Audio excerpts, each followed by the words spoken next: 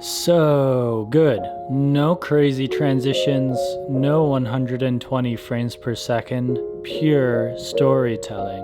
This is better than anything travel related on network TV, Netflix, or anywhere else. Masterful cinematography, storytelling, and just so frickin' good. Wow, Kraig, this was fantastic. Really enjoyed this. This is incredible and extraordinarily inspiring to do the same. Keep smacking it. Look like a professional filmmaker. Thanks. If only there was an Oscar for Travel Vlog of the Year. Today's tutorial is on the ground because I want to mix it up and I'm just wild and crazy. Welcome to the Wild and Crazy YouTube channel.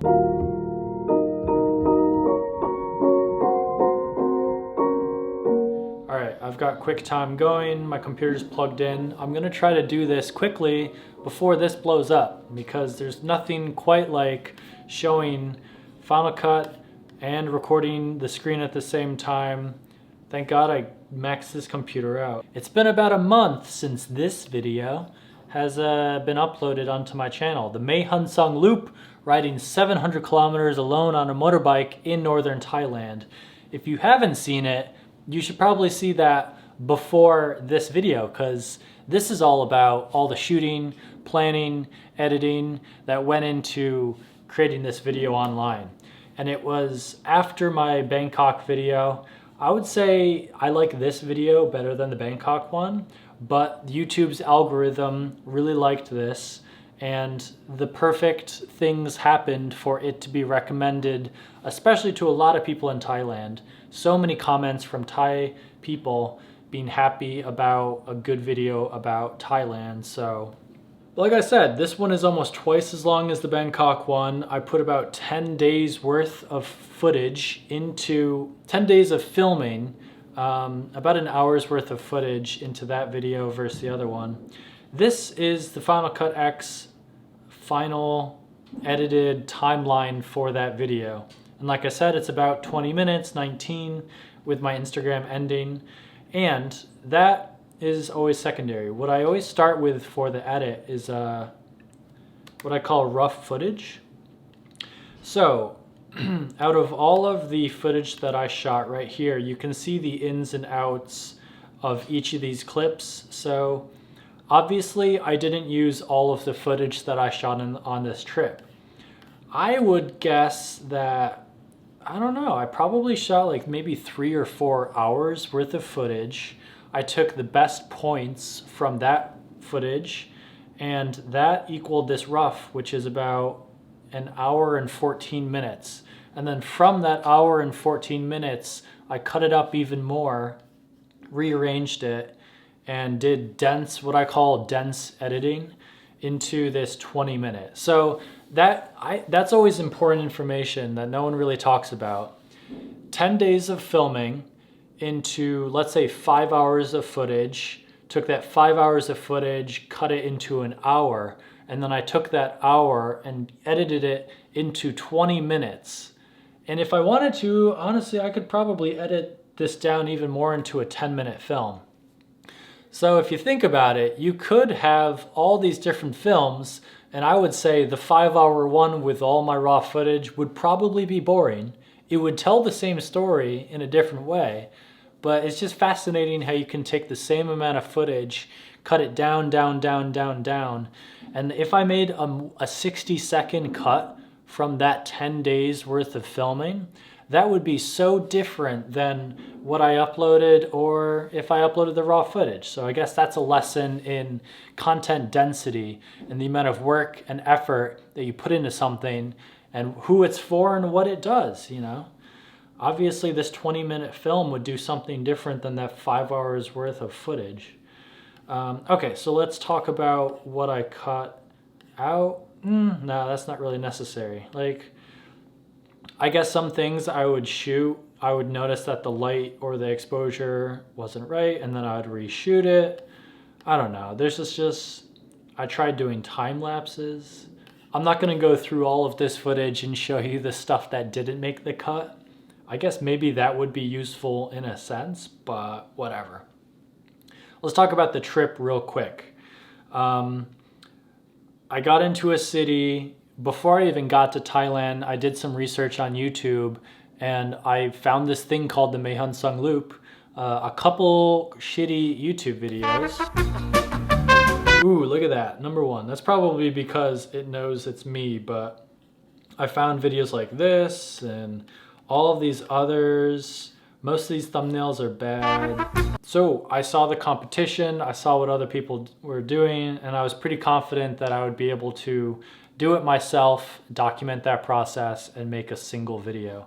I'm a fan of making like one good video on a subject, but there's lots of different ways to do it. Usually if I'm trying as hard as I can to film whatever I'm doing naturally, camera by my side 24/7, the idea for the video in my mind, it's pretty easy for me to just capture and document that process. What I'm thinking, what I'm feeling, what I think looks cool, I'm gonna shoot it. I'm gonna try to get intros, beginnings, middle, end. I'm gonna drone shots, have music in mind, get sound. So that just happens. And especially if I took 10 days of filming into one single video, it's gonna work because it's just a long vlog.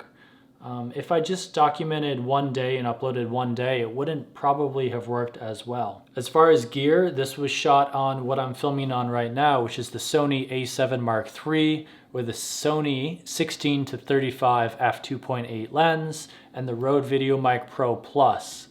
That and a Joby and my drone, the DJI Mavic 2, is pretty much everything I filmed with. I will say I did have the DJI Osmo Pocket, and I wish I had like a GoPro, the new GoPro 7 stabilizer with a mount to put on my helmet, or the motorbike would have been really nice, because it was extremely hard to film myself while riding. It was really hard because I had to ride with one hand, like one arm. It's smooth, so I was grateful for that, but still very difficult. I don't know, what do you want to know? This might have been helpful if I had some like questions that you were curious about that went into the process that I could answer. I got the music after the fact. All of it is from Musicbed. I just picked what I thought might work. I edited them, cut them off, retimed them, extended them a little bit.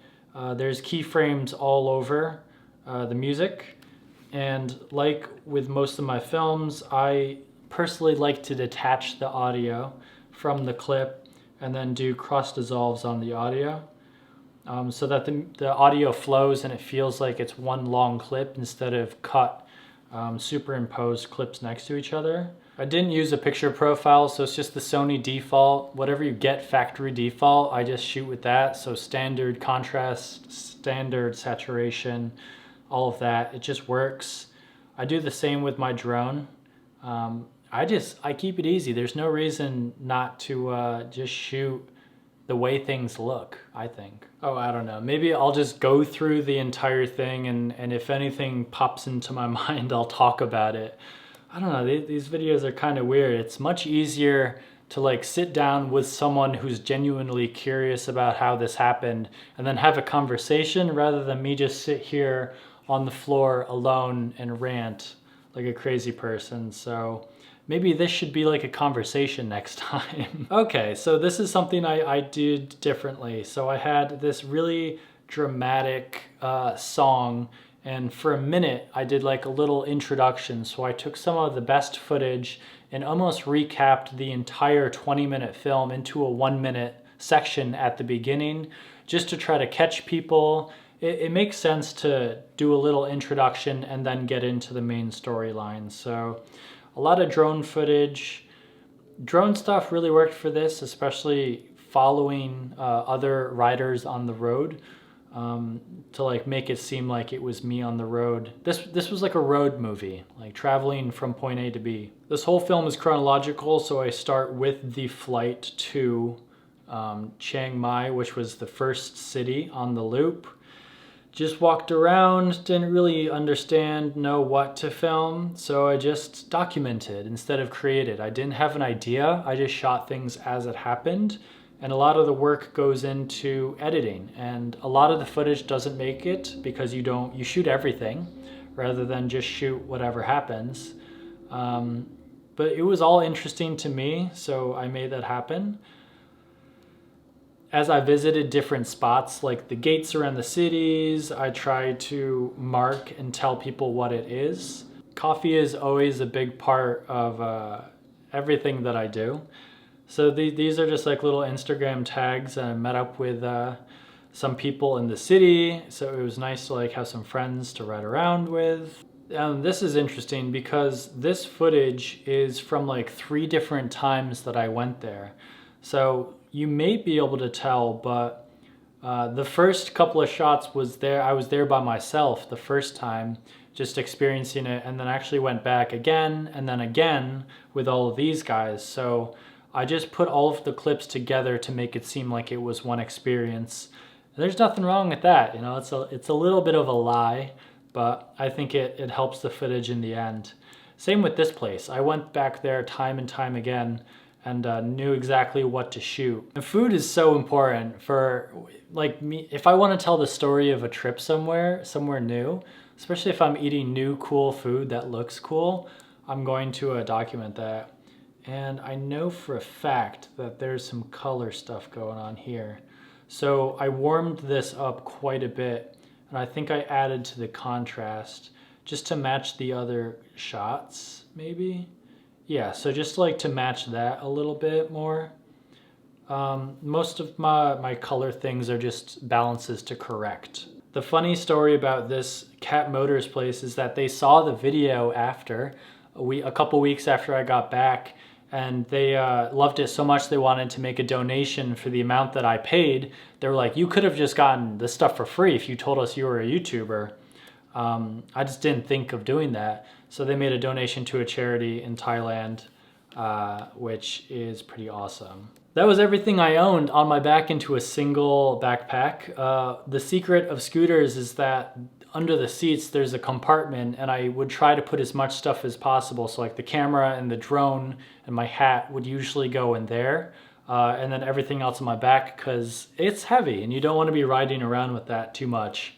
I'll admit, I looked kind of stupid. Whatever, I don't care. A lot of people were saying and warning me about the drone because it's like not allowed and you have to have a permit and you can get in a lot of trouble. But I'm always very secretive and careful when I fly and respectful. Didn't fly anywhere near any places I shouldn't, and no one ever saw me flying, so I totally was fine. There were no issues at all. I'll tell you, I'm a huge fan of just simple places. I'd rather be in a mediocre place with no people than like a beautiful place like the Taj Mahal or the Statue of Liberty. That's like wonderful and a wonder of the world, but there are people everywhere. I don't like that. And hopefully for the first time in my videos, I tried to share traveling on a budget. I was paying for all of this out of my own pocket. I didn't have any sponsors or anything like that. So it was just me trying to live as cheaply as possible, but get the best experience possible. And I think that should be like what my videos are. Like, I'm not rich, I'm not balling. I think this is more interesting than like pretty beaches and all that stuff. Once again, it's about finding the beauty in the mundane and the simple.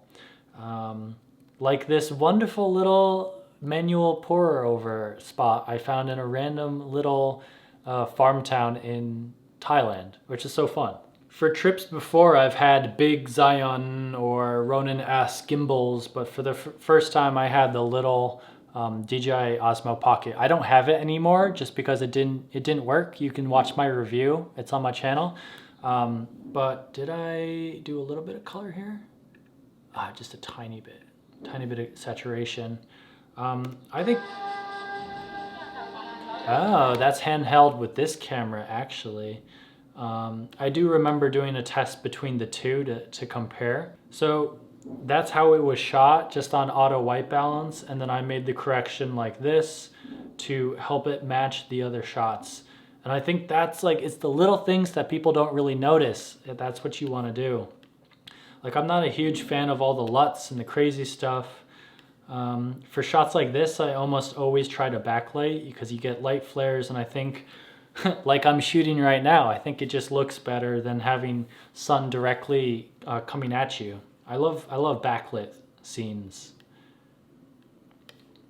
I put stabilizer on a ton of these shots. Not that one, but on this one, and I think I did crops, Ken Burns, like push-ins and pull-outs for a lot of these clips just to give some kind of fluid motion. And I think that helps for a lot of things. Like this one. Yeah, this one has a Ken Burns. Yep, Ken Burns. Just like slowly pulling out, I'm pretty sure. I think it... So if I just shot a standard shot, static, it's kind of boring. But if I add some kind of artificial push in or pull out, that's like very smooth motion. And it looks like I have a slider, just a little bit. If it's a real subtle movement, you know. I think that helps. If you do that in a lot of the clips and throughout, people kind of get that, the gist. They're like wondering, did he have a slider on this trip? I don't know. But yeah, a lot of food, a lot of coffee, dogs chasing me, hostels, waterfalls, just me alone trying to make friends. And once the trip ended, I kind of wrapped it up with like a little conclusion, kind of like how I did the introduction with the best moments stayed with voiceovers. So I did a lot of voiceovers for this, but then I ended up taking away a lot of it throughout the entire thing because I didn't want it to be necessarily like advice for how to do it yourself, but more just me documenting my experience. me. Seeing the mist over Mae Hong Son. So I did take a run up the mountain and shot with my iPhone for a lot of these shots. And honestly, some of the moments when I didn't have my camera were some of the most meaningful and wonderful, just because I was sitting there like being patient and taking my time and actually trying to enjoy the trip instead of trying to force a story or find the moments. So it doesn't matter which camera, just like an iPhone to capture that worked. After a sunrise run up the mountain. Like it was so beautiful. Trying to blend in with locals at a town festival. That was my favorite part. And I think I have this clip. I was there for like a good 2 hours and there were no other tourists. It was all locals just enjoying a festival. And it may sound stupid, but like I only know about this type of like Asian, South Asian festival through like video games, like Japanese video games that would have town festivals, like Final Fantasy or like those kinds of games. I've seen this kind of thing in those. So it was so interesting to see that for the first time in real life. So I thought it was so cool. It probably was pretty basic to them, an everyday mundane, but I thought it was cool. Making friends with all of the temple cats. I love animals. Subscribers recognizing me and saying hi on the trail. It was really cool getting to talk to these people. And even getting my first ticket from the Royal Thai Police. Dude, I'll tell you, I got a ticket in Bali. So I'm one for one with all my trips about getting tickets and getting in trouble. Thanks for watching. The motorbike was the motif. It was the symbol of the trip. Beginning, middle, and end, everything is about the motorbike. And honestly, that's why I loved doing this so much. It is really fun to live off of a motorbike as much as possible and to depend on it so much. And you feel free riding around. And I hope that came through in this video. I had a lot of fun making it. I thought it was a bit different than what I see other people shooting about Thailand. And I would like to continue to shoot more unique trips like this. Once again, I'm just breezing through. I made that video, uploaded it to YouTube, worked through a couple thumbnails, ended with the one that I did. It's all about the motorbike, so why not shoot that? If you have any questions that I didn't answer about how I created this film, any questions, just let me know in the comments and I'll try to answer them there. I do want to help you. It's weird in my perspective because this all seems pretty standard, straightforward to me, but it may be mysterious and interesting to you. So you just gotta let me know and I'll try to shine some light on those topics. Squarespace, rectangle space, Squarespace, kinda rectangle, Squarespace, circle space, Squarespace. The only Squarespace I care about is the one that helped me build my beautiful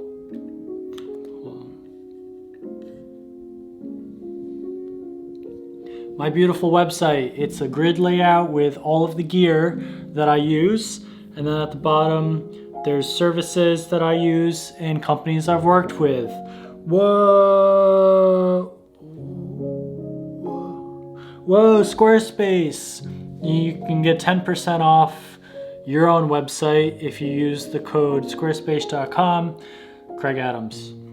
Squarespace will help you build a beautiful website with their easy to use templates. I've got 2. You should get 1 or 2. Check it out, kraigadams.com/Squarespace in the description below. I don't have time to do these Squarespace integrations because I'm busy building my 3rd website with Squarespace. Well, if you're looking forward to quirky, really fun ads, integrations at the end of my videos where I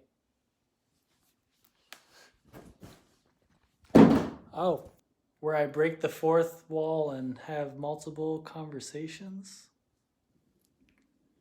I'm kind of worried I broke this thing. Thank you for watching.